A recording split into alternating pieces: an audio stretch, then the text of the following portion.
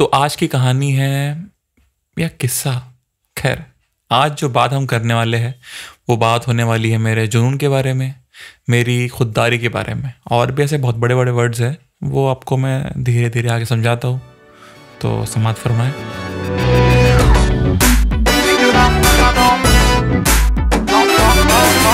हाँ जी, तो आपसे बात करते हुए मतलब कुछ ऑलमोस्ट 10-11 एपिसोड्स हो चुके हैं, तो आई थिंक हम लोग का भी वो रिश्ता उतना गहरा हो चुका है ना। तो हम आगे बात करते। जो लोग मुझे नहीं जानते उन लोगों के लिए मैं कह दूं कि मैं हूँ आपका आवारा यार दानिश। आप सुन रहे हो आपकी अपनी पॉडकास्ट जिसका नाम है यार लंबी नहीं करो, प्रोड्यूस बाय आवारा परिंदे साउंड स्टूडियो। तो बात है ऐसी कि मैं पहले से ही किसी मटेरियलिस्टिक चीज़ों को लेकर ना थोड़ा सा मतलब दूर ही हूँ। पहले हुआ करता था, पहले बहुत था, मतलब मुझे हर चीज़ जो अच्छी लगे वो ख़रीदनी होती थी, बट उसका अभी की ज़िंदगी में यूज़ है या नहीं ये जाने बगैर या ये सोचे बगैर मैं सिर्फ ख़रीदने के ऊपर बिलीव करता था। और वैसे भी आपके पास जब मुफ्त वाला पैसा होता है ना, मुफ्त वाला दिन आप जो कमाते नहीं हो, आप जो अपने घर वालों के पास से लेते हो, तो आपको लगता है कि आप ख़रीद लो, जो मिले वो ख़रीदो। खैर यहाँ लंबी हो रही है, तो ये चीज़ों की आज मैं बात क्यों कर रहा हूँ, है ना। तो बात भी यह है ऐसी कि मैंने अपने खुद के पैसे से कार ख़रीदी है इसी हफ्ते। जी हाँ, थैंक यू सो मच। हाँ, बैठ जाओ। तो जी ऐसी बात तो नहीं है कि अपने घर की पहली गाड़ी है, इसके पहले भी गाड़ी हुआ करती थी, जैसे कि Hyundai की सेंट्रो थी, फिर फोर्ड फिएस्टा आई, फिर एक्सेंट आई, एंड देन अभी Hyundai वेन्यू।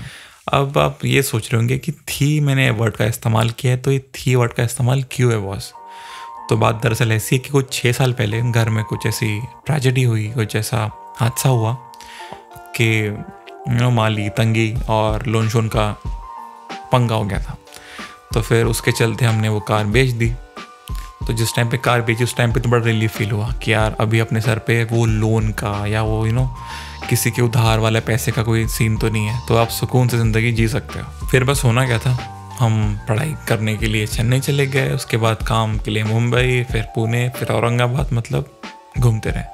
लेकिन जब कभी भी मैं घर पे आता था ना, तो हम लोगों को जब बाहर कहीं जाना हो या कोई हैंग आउट करना है, रिश्तेदारों के जाना है, कहीं घूमने जाना है, तो उस टाइम पे 1 नहीं 2 गाड़ी का इस्तेमाल करना पड़ता। ये नॉर्मल टाइम तो सही है, बट कभी बारिश हो, कभी धूप हो, रात बेरात का टाइम हो, तो उस टाइम पे आप नहीं कर सकते।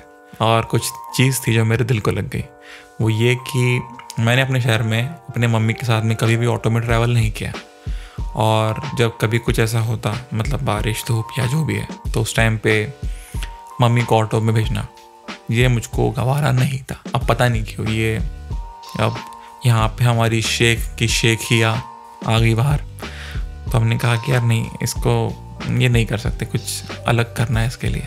तो बस एक ये चीज़ थी। सेकंड कारण ये था कि घर की जो पार्किंग थी ना, वो हमेशा से भरी हुई थी, और मैंने ऐसा फर्स्ट टाइम देखा कि मेरे घर के आगे पार्किंग है वो खाली है।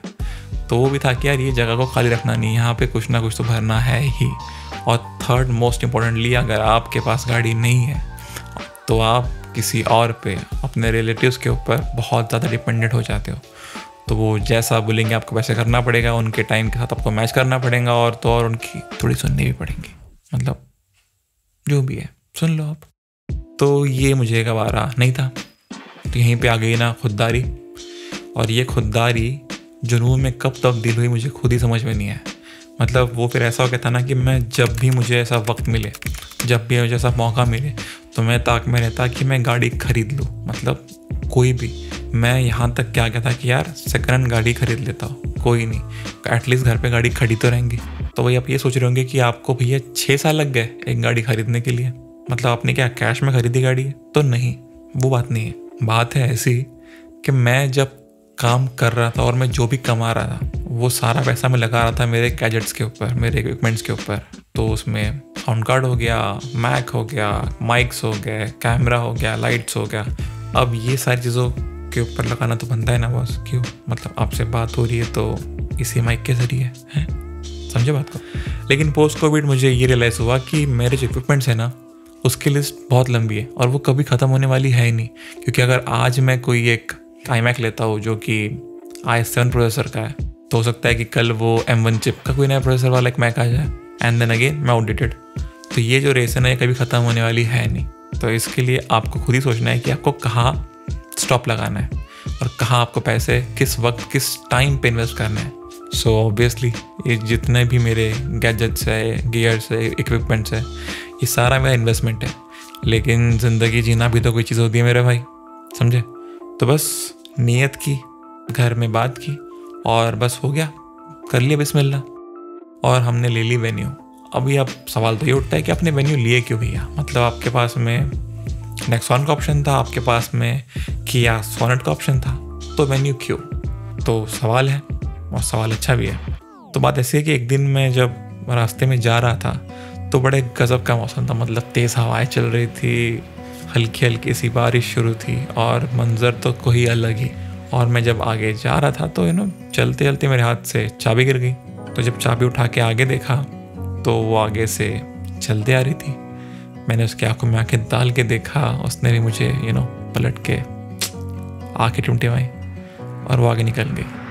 मैंने बोला कि यार गाड़ी हो तो यही हो। मतलब देखो, बात लंबी हो रही बड़ी, बट सिंपल शब्दों में ये है कि गाड़ी पहले देख के अच्छी लगी तो हमने कहा कि यार यही ले लेते हैं। फिर पता लगाया तो पता चला कि अपने बजट में भी है, तो हमने कहा कि नेकी और पूछ करो बिस्मिल्लाह, हो गया। वैसे सारी गाड़ी मैंने कैश में नहीं ली है, कुछ डाउन पेमेंट है, कुछ फाइनेंस कर लिया है और बस बाकी किश्तें हैं, भरते रहो। तो ये सारे कार्यक्रम में उसको एक समझ में आ गई चीज़ कि आपको वक्त देखकर रिएक्ट करना होता है। हम लोग बहुत लंबा सोच लेते हैं कि यार हम लोग इस टाइम पे ये करेंगे, फिर हमको वो होगा, फिर ये होगा। आई डोंट थिंक कि हम लोगों को उतना ज़्यादा लंबा सोचने की ज़रूरत है। टाइम एंड अगेन हम लोगों ने इस बारे में बात की है, बट यही चीज़ मुझे दिखती है क्योंकि अब कई बार मैं ऐसा सोचता हूँ ना कि हम लोग इतना ज़्यादा प्रैक्टिकल हो जाते हैं कि हमको लगता है कि बॉस नहीं, अभी सेव कर लो या अभी ये कर लो, अभी वो कर लो। बट क्या कर लोगे बॉस?